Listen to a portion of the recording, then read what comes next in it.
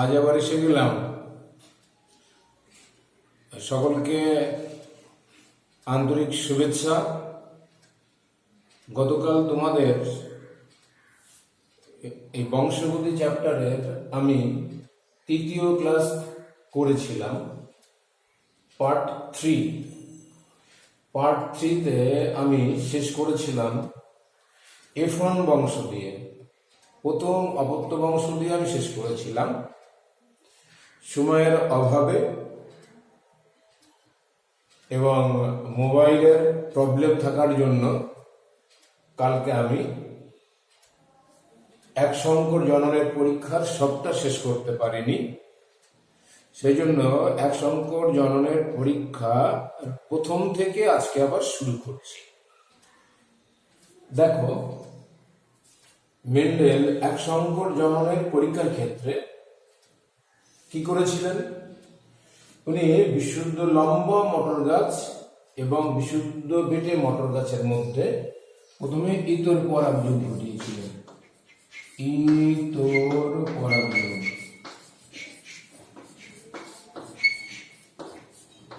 ইতর পরাগযোগ ঘটিয়েছিলেন। Cross pollination, ইতর পরাগযোগ ঘটিয়েছিলেন। বিশুদ্ধ লম্বা মটর গাছের জিনোটাইপ হচ্ছে ক্যাপিটাল টিটি, আর বিশুদ্ধ বেটে মটর গাছের জিনোটাইপ হচ্ছে স্মল টিটি।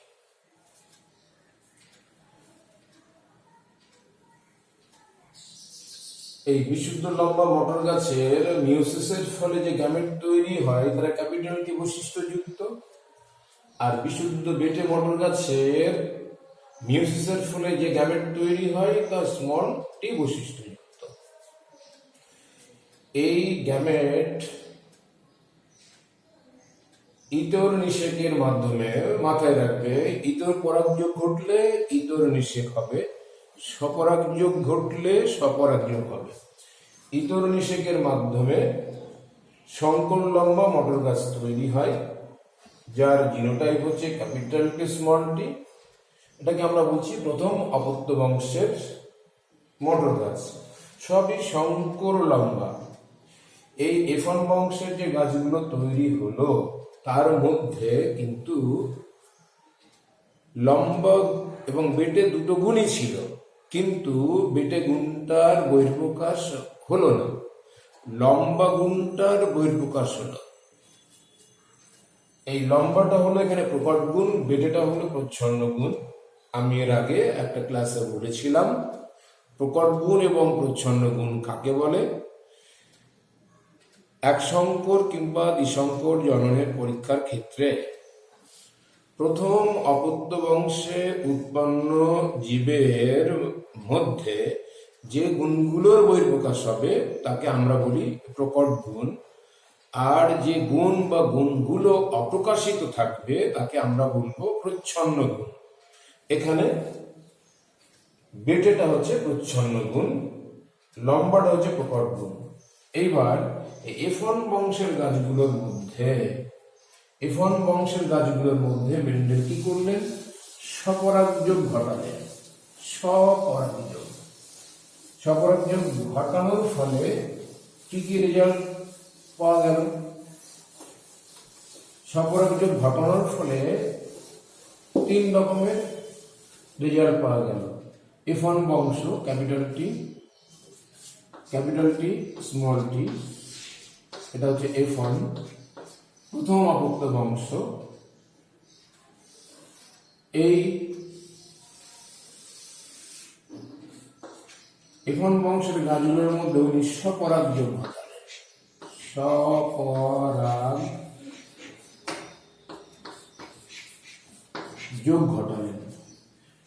স্বপরাগযোগ ঘটালে কি হবে দেখা যাক। স্বপরাগযোগ ঘটালে উনি 25% বিশুদ্ধ লম্বা মটর গাছ পেলেন,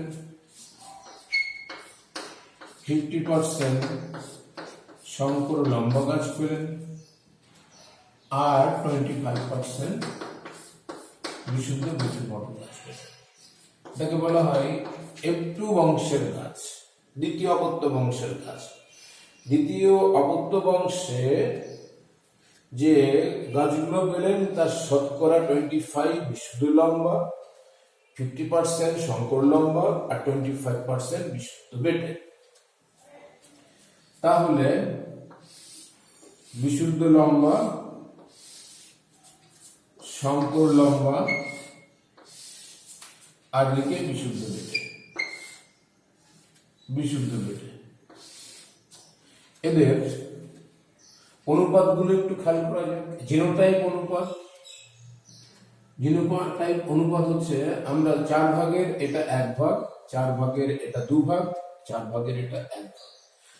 1 capital T is to 2 capital T small t is to 1 small t।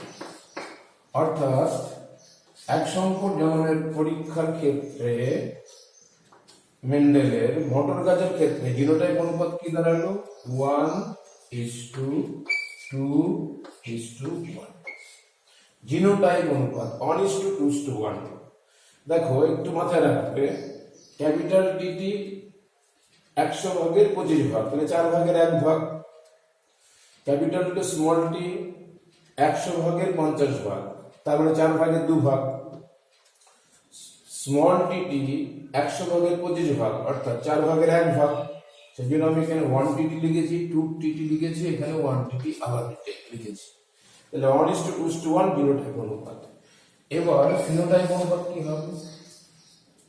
Genotype অনুপাত হবে ফিনোটাইপ। ফিনোটাইপ অনুপাত কি হবে? ফিনোটাইপ মানে হচ্ছে বহিরাকৃতির দিক দিয়ে নির্ধারিত বৈশিষ্ট্যগুলোকে আমরা ফিনোটাইপ বলি। এখানে একটু খেয়াল করে দেখো, বিশুদ্ধ লম্বা কত? 25, অর্থাৎ 4 ভাগের 1 ভাগ। সংকর লম্বা কত? 50, 4 ভাগের 2 ভাগ। টোটাল লম্বা কত? 25 প্লাস 50, অর্থাৎ 75। আর টোটাল লম্বা 75 আর টোটাল বেট হচ্ছে 25। তাহলে রেশিও ধরে 3:1। এখন অনেক সময় তোমাদের মাথায় একটা প্রশ্ন জাগতে পারে যে আমি 75 লিখলাম কেন? এই 25 এদিকে এখানে 50 ইকুয়ালস টু 75। এই বিশুদ্ধ লম্বা এবং সংকর লম্বা গাছগুলোর বহিরাকৃতিগত ভাবে কোনো তফাৎ আমরা চোখে দেখতে পাবো না। ওদের ফিনোটাইপটা সেম হবে, ওদের ফিনোটাইপটা সেম হবে। সংকর লম্বা মটর গাছ যেমন তার দৈর্ঘ্যযুক্ত হবে, বিশুদ্ধ লম্বা মটর গাছ তেমন দৈর্ঘ্যযুক্ত হবে। সেই জন্য 75, অর্থাৎ ফিনোটাইপ অনুপাত হচ্ছে 3:1। ফিনোটাইপ অনুপাত, ফিনোটাইপ অনুপাত হচ্ছে 3:1। এবার এই যে 25, এখানে মাঝখানে 50, এখানে 25 দেখিয়েছি, এটা কিভাবে হয়? এটা দুভাবে দেখানো যেতে পারে, দুভাবে দেখানো যেতে পারে। তোমরা চেকার বোর্ডের মাধ্যমে দেখাতে পারো। চেকার বোর্ডের মাধ্যমে ভুলটা কম হয়, চেকার বোর্ডের মাধ্যমে ভুলটা খুব কম হয়। এই জন্য চেকার বোর্ডে গেলে কিন্তু একটু বেশি সুবিধা। দেখো, যদি আমরা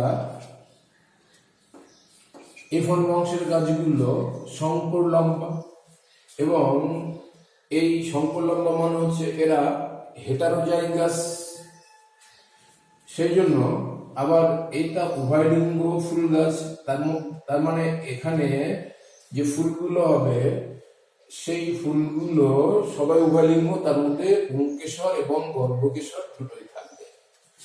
তাহলে পুংকেশরের মধ্যে পুংকেশরের যে পরাগধানী, পুংকেশরের যে পরাগধানী, পুংকেশরের যে পরাগধানী, সে পরাগধানীর মধ্যে যে পরাগরেণুগুলো তৈরি হবে, সেই পরাগরেণু হবে 2 রকমের। সুতরাং ওদের মধ্যে যে পুংগামেট তৈরি হবে তারা হবে 2 রকমের, ক্যাপিটাল টি বৈশিষ্ট্যযুক্ত আর স্মল টি বৈশিষ্ট্যযুক্ত। এটা পুংগামেট। পুংগামেটের চিহ্ন হচ্ছে 0 লিখে তার মাথায় তির্যক ভাবে একটা তীর চিহ্ন দেওয়া হয়। আর যে গর্ভকেশর থাকবে, গর্ভকেশর, তার মধ্যে যে ডিম্বাণু তৈরি হবে সেই ডিম্বাণু আমরা শূন্য নিচে প্লাস চিহ্ন দিয়ে লিখি, ডিম্বাণু।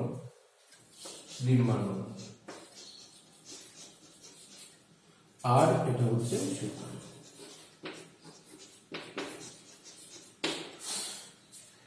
ডিম্বাণু কয় রকমের হবে?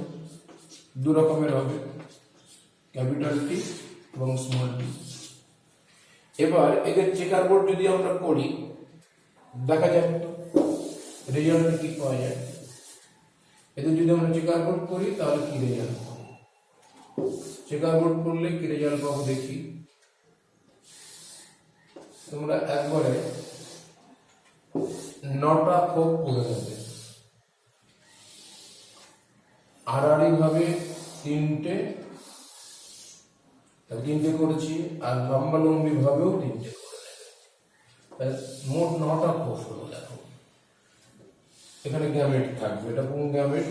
পুংগ্যামেট গুলোকে সবসময় একটু উপরে রাখবে, চলমান বলে তীর চিহ্ন দেওয়া হয়, স্ত্রী গ্যামেট গুলো নিচে রাখবে। এটা পুংগ্যামেট, ক্যাপিটাল টি স্মল টি। এটা স্ত্রী gamete, capital T small tea. এদের ক্রস, তাই তো? এদের ক্রস অর্থাৎ সংকরায়ন। ইতর পরাগযোগ তো প্রথমে ঘটানো হয়েছিল, এখানে স্বপরাগযোগ ঘটানো হচ্ছে। তাহলে এই পুংগ্যামেট, স্ত্রীগ্যামেট গুলোকে আলাদা আলাদা ভাবে নিষিক্ত করলে রেজাল্ট আসবে এটা। আবার এই পুংগ্যামেট, স্ত্রীগ্যামেট গুলোকে নিষিক্ত করলে, আলাদা আলাদা ভাবে নিষিক্ত করলে রেজাল্ট আসবে এটা। খেয়াল করে দেখো, এই পুংগ্যামেট স্ত্রীগ্যামেটকে নিষিক্ত করলে ক্যাপিটাল টি, এটা একে নিষিক্ত করলে ক্যাপিটাল টি স্মল টি। এবার এই পুংগ্যামেটকে নিষিক্ত করলে ক্যাপিটাল টি স্মল টি, এটা তৃতীয় খপে দেখিয়েছি। আর এই পুংগ্যামেট এই স্ত্রীগ্যামেটকে নিষিক্ত করলে স্মল টি। তার মানে দেখো 4 ভাগের মধ্যে 1 ভাগ ক্যাপিটাল টি, 2 ভাগ হচ্ছে ক্যাপিটাল টু স্মল টি, আর 1 ভাগ হচ্ছে স্মল টি, 1 ভাগ হচ্ছে স্মল টি। তারপরে জিনোটাইপ অনুপাত হলো 1:2:1। এটা চেকার বোর্ডের মাধ্যমে দেখানো বলে। আর ফিনোটাইপ অনুপাত কত দাঁড়াবে? এই দুটোর যোগফল, কত হবে? 3। আর এদিকে তো 1 আছেই। তাহলে এটা হচ্ছে জিনোটাইপ অনুপাত, নিচেরটা হলো ফিনোটাইপ অনুপাত। উপরেরটা হচ্ছে জিনোটাইপ অনুপাত 1:2:1, আর নিচেরটা হচ্ছে ফিনোটাইপ অনুপাত 1:2:1, আর নিচেরটা 3:1 ফিনোটাইপ অনুপাত। এবার এটা কোনাকুনি গুণের মাধ্যমেও কিন্তু তোমরা দেখাতে পারো। দেখো এই গ্যামেট একে নিষিক্ত করলে ক্যাপিটাল টি, এই গ্যামেট একে নিষিক্ত করলে ক্যাপিটাল টু স্মল টি। এবার এই গ্যামেট একে নিষিক্ত করলে ক্যাপিটাল টু স্মল টি, আর এই গ্যামেট একে নিষিক্ত করলে স্মল টি। আলটিমেটলি একই রেজাল্ট দেখালো। 4 ভাগের 1 ভাগ, 4 ভাগের 2 ভাগ, 4 ভাগের 1 ভাগ। জিনোটাইপ অনুপাত 1:2:1, ফিনোটাইপ অনুপাত 3:1। চেকার বোর্ডের মাধ্যমেও দেখানো যেতে পারে, আবার এই কোনাকুনি গুণ করেও দেখানো যেতে পারে। তাহলে আশা করি এক সংকর জননের F1 বংশ কিভাবে তৈরি হয় সেটা বুঝতে পেরেছ। F1 থেকে F2 বংশ কিভাবে তৈরি হয় সেটা বুঝতে পেরেছ। জিনোটাইপ অনুপাত 1:2:1 কিভাবে হয় সেটা বুঝতে পেরেছ, এবং সবশেষে ফিনোটাইপ অনুপাত 3:1 কিভাবে হয় সেটাও বুঝতে পেরেছ। এখানে একটা প্রশ্ন দেওয়া হয় অনেক সময় যে মেন্ডেলের এক সংকর জননের পরীক্ষা থেকে জিনোটাইপ এবং ফিনোটাইপ অনুপাত বের করো বা দেখাও এবং ব্যাখ্যা করো। এটা কিন্তু খুব ভালো করে বুঝতে হবে। এবার এই এক সংকর জননের পরীক্ষা গিনিপিগের ক্ষেত্রে কেমন হবে সেটাও জানতে হবে। গিনিপিগের উপরে এক সংকর জননের পরীক্ষা আমাদের রয়েছে, মাথায় রাখবে মেন্ডেল কিন্তু গিনিপিগের উপরে কোনো পরীক্ষা নিরীক্ষা করেননি। মেন্ডেলের পরবর্তীকালে বিভিন্ন বিজ্ঞানীরা এই গিনিপিগের উপরে ড্রোসোফিলা মাছি বলে এক ধরনের মাছি আছে, তাকে আমরা ফ্রুট ফ্লাই বলে থাকি, ফল মাছি, সেখানে বিভিন্ন পরীক্ষা নিরীক্ষা বংশগতির করেছিলেন। এমনকি সন্ধ্যা মালতী বলে এক ধরনের ফুল গাছ আছে, সেখানেও বংশগতির অনেক পরীক্ষা নিরীক্ষা করা হয়েছে। গিনিপিগের উপরে এক সংকর জননের পরীক্ষা। গিনিপিগ বিশুদ্ধ কালো, বিশুদ্ধ কালো, গিনিপিগ বিশুদ্ধ কালো, তার জিনোটাইপ ক্যাপিটাল বিবি ধরা হয়। আর বিশুদ্ধ সাদা, বিশুদ্ধ সাদা স্মল বিবি ধরা হয়, স্মল বিবি ধরা হয়। এই গিনিপিগ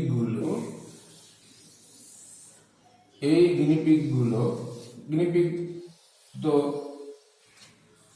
এক লিঙ্গ প্রাণী, এটাকে যদি আমরা পুরুষ ধরি তাহলে এটাকে আমরা স্ত্রী ধরব, এটাকে যদি আমরা পুরুষ ধরি এটাকে আমরা স্ত্রী ধরব। আমরা উল্টো ভাবেও ধরতে পারি। রেসিপ্রোকাল ক্রস বলে একটা কথা আছে, রেসিপ্রোকাল ক্রস মানে এটাকে আমি একবার পুরুষ হিসেবে ব্যবহার করব, আবার এটাকে স্ত্রী হিসাবে একবার ব্যবহার করব, করে ওর সাথে ক্রস ঘটাবো। অথবা এটাকে একবার পুরুষ হিসাবে ধরবো, ওর সঙ্গে ক্রস করব, আবার একবার স্ত্রী হিসাবে ধরবো, ধরে ওর সাথে ক্রস করব। এইভাবে রেসিপ্রোকাল ক্রসও করা যেতে পারে। এই বিশুদ্ধ কালো গিনিপিগের যে শুক্রাণুগুলো তৈরি হবে তার capital B, meiosis cell division দ্বারা, এটা স্মল বি, মিওসিস ঠিক আগের মতন, মিওসিস সেল ডিভিশন, এটাও মিওসিস সেল ডিভিশন। এরা হচ্ছে গ্যামেট, ঠিক আগের মতো খেয়াল করে দেখো মেন্ডেলের এক সংকর জননের পরীক্ষাতে গ্যামেট। এখানে পরাগযোগ ব্যাপারটা আসবেই না, কারণ এটা উদ্ভিদ না, এখানে নিষেধ কথাটা আসবে। প্রথমে পরনিষেধ ঘটানো হবে, তারপরেও পরনিষেধ ঘটানো হবে। পরনিষেধ, পরনিষেধ ক্যাপিটাল টু স্মল টি, ওখানে খেয়াল করে দেখো ক্যাপিটাল টু স্মল টি ছিল। এটা F1 বংশের গিনিপিগ, এটা সংকর কালো, সংকর কালো। এখানে কালো গুণের বহির্প্রকাশ হয়েছে, কালো গুণটার বহির্প্রকাশ হয়েছে, এটা কালোটা প্রকট, সাদা গুণটার বহির্প্রকাশ হয়নি, ফলে এটা প্রচ্ছন্ন বৈশিষ্ট্য। তাহলে F1 বংশে মটর গাছের সঙ্গে একটু যদি তুলনা করে দেখো, তাহলে এখানে দেখো ক্যাপিটাল বি স্মল বি, ওখানে ছিল কি capital T small tea. F1 বংশের গিনিপিগ কেউ পুরুষ হতে পারে, কেউ স্ত্রী হতে পারে। F1 বংশের গিনিপিগ ক্রস F1 বংশের গিনিপিগ, এদের মধ্যে আবার পরনিষেধ ঘটানো হবে। তাহলে এখানে দু রকমের গ্যামেট আসবে, কারণ যেহেতু হেটারোজাইগাস, সুতরাং এরা গ্যামেট তৈরি করবে, সেগুলো হেটারো গ্যামেট। এটা ক্যাপিটাল বি বৈশিষ্ট্যযুক্ত, স্মল বি বৈশিষ্ট্যযুক্ত। অনুরূপভাবে এটা যদি স্ত্রী হয়, এটাকে যদি আমরা পুং ধরে নিই, এটাকে যদি আমরা স্ত্রী ধরে নিই, তাহলে এখানে যে গ্যামেট বা ডিম্বাণু তৈরি হবে তারাও হেটারো গ্যামেট। ঠিক আগের পদ্ধতিতে যদি আমরা ক্রস করি, আগের পদ্ধতিতে যদি আমরা ক্রস করি, এটা ক্যাপিটাল বি স্মল বি পাবে, তাই তো? আমি মোটর গাছের দিকে চলে গেছিলাম। তাহলে ক্যাপিটাল বি বি,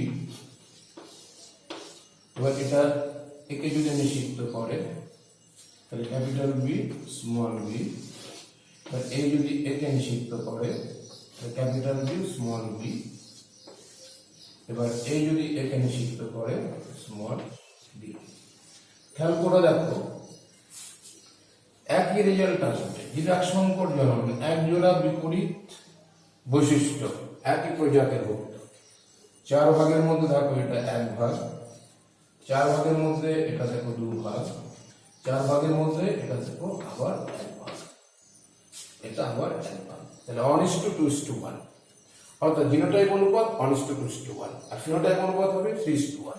কেননা বিশুদ্ধ কালো আর সংকর কালোর মধ্যে বহিরাকৃতির দিক থেকে কোনো পার্থক্য চোখে দেখা যাবে না। এই হচ্ছে গিনিপিগের উপরে এক সংকর জননের পরীক্ষা। এটাকে চেকার বোর্ডের মাধ্যমেও দেখানো যেতে পারে।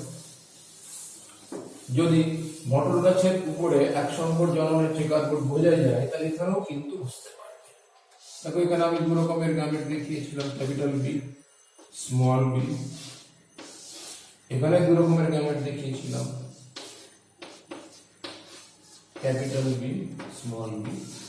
এবার যদি চেকার বোর্ড করা যায়, আমি এই জায়গাটাতে করছি চেকার বোর্ড। মোটামুটি একটা বর্গাকার ক্ষেত্র, 9টা খোপ বানিয়ে ফেলবে। এই দেখো, ওর 9টা খোপ হয়ে গেল।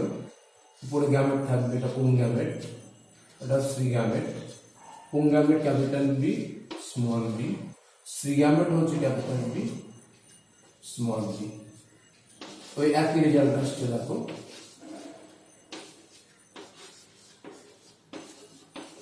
একই রেজাল্ট আসছে, ক্যাপিটাল টি, এখানে ক্যাপিটাল বি।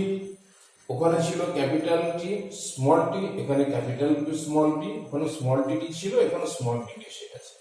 তার মানে জিনোটাইপ এবং ফিনোটাইপ অনুপাত, এটা কিন্তু একটু বংশ, সেকেন্ড ফিলিয়াল জেনারেশন বা দ্বিতীয় অপত্য বংশ। দ্বিতীয় অপত্য বংশতে তাহলে জিনোটাইপ অনুপাত 1:2:1 আর ফিনোটাইপ অনুপাত 3:1। একই রেজাল্ট এসে যাবে। এক সংকর জননের পরীক্ষা থেকে মেন্ডেল একটা সূত্র আবিষ্কার করেছিলেন, তাকে বলা হয় law of segregation. Law of segregation বা পৃথকী ভবনের সূত্র। সূত্রটা খুব ভালো করে মুখস্থ করবে এবং তার অর্থ ভালো করে বুঝে রেখে দেবে। মেন্ডেল তার এক সংকর জননের পরীক্ষা থেকে যে সূত্রটা আবিষ্কার করেছিলেন, তাকে বলা হয় পৃথকী ভবনের সূত্র।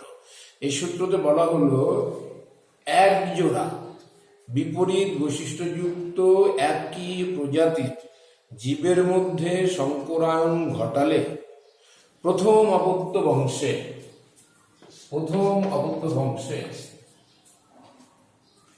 উৎপন্ন জীবগুলোর মধ্যে যে বৈশিষ্ট্য থাকবে তার একটা গুণের বহিঃপ্রকাশ হবে, আরেকটা অপ্রকাশিত থাকবে। যে গুণটার প্রকাশ হবে তাকে বলা হবে প্রকট গুণ, যে গুণটা প্রকাশিত হবে না তাকে বলা হবে প্রচ্ছন্ন গুণ। কিন্তু প্রথম অপত্য বংশের জীবের দেহের মধ্যে এই দুটো গুণ বা বৈশিষ্ট্য মিলেমিশে একাকার হয়ে যাবে না। F1 থেকে যখন F2 বংশ বা দ্বিতীয় অপত্য বংশ তৈরি হবে, মিওসিসের দ্বারা গ্যামেট গঠনকালে বৈশিষ্ট্য দুটো পরস্পর থেকে আলাদা হয়ে যাবে। এই যে বিপরীত বৈশিষ্ট্য দুটো পরস্পর থেকে আলাদা হয়ে যাচ্ছে, সেই জন্যই নামটা দেওয়া হলো ল অফ সেগ্রিগেশন। একজোড়া বিপরীত বৈশিষ্ট্যযুক্ত একই প্রজাতির জীবের মধ্যে সংকরায়ন ঘটালে প্রথম অপত্য বংশে উৎপন্ন জীবদের মধ্যে দুটো গুণের মধ্যে একটা গুণের বহিঃপ্রকাশ হবে, আর একটা অপ্রকাশিত থাকবে। কিন্তু ওই দুটো গুণ কিন্তু একেবারে মিলেমিশে একাকার হয়ে যাবে না। দ্বিতীয় অপত্য বংশ তৈরি করার আগে ওই F1 বংশের জীবের মধ্যে মিওসিস সেগ্রিগেশন দ্বারা যে গ্যামেট তৈরি হবে, তখন বৈশিষ্ট্য দুটো পরস্পর থেকে সেপারেট হয়ে যাবে, আলাদা হয়ে যাবে। এটাকেই বলা হবে পৃথকী ভবনের সূত্র বা ল অফ সেগ্রিগেশন। একেবারে দাড়ি কমা সহ এটা মনে রাখার চেষ্টা করবে। কোনো একটি শব্দ যদি এদিক ওদিক হয়ে যায় তাহলে কিন্তু অর্থটা বদলে যাবে, ফলে এখানে মার্কস পাবে না।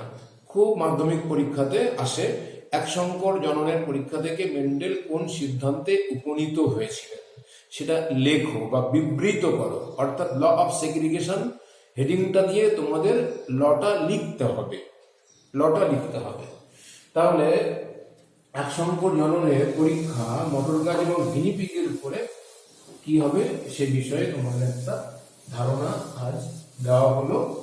তোমরা খুব ভালো করে বাড়িতে দেখতে থাকো।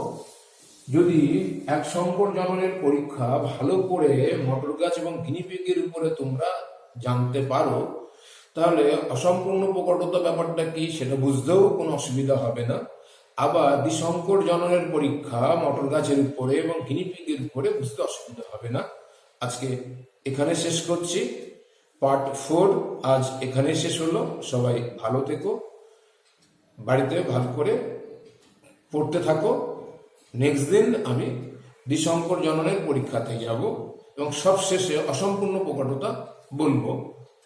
আর একদম এন্ডে গিয়ে কতগুলো জিন ঘটিত রোগ আছে, তোমাদের দেখবে 3টে জিন ঘটিত রোগ পড়তে হয়। একটা থ্যালাসেমিয়া, একটা হিমোফিলিয়া, আর একটা হচ্ছে বর্ণান্ধতা। সেগুলো পরবর্তী সময় আলোচনা করব। সকলে ভালো থাকো। ওকে।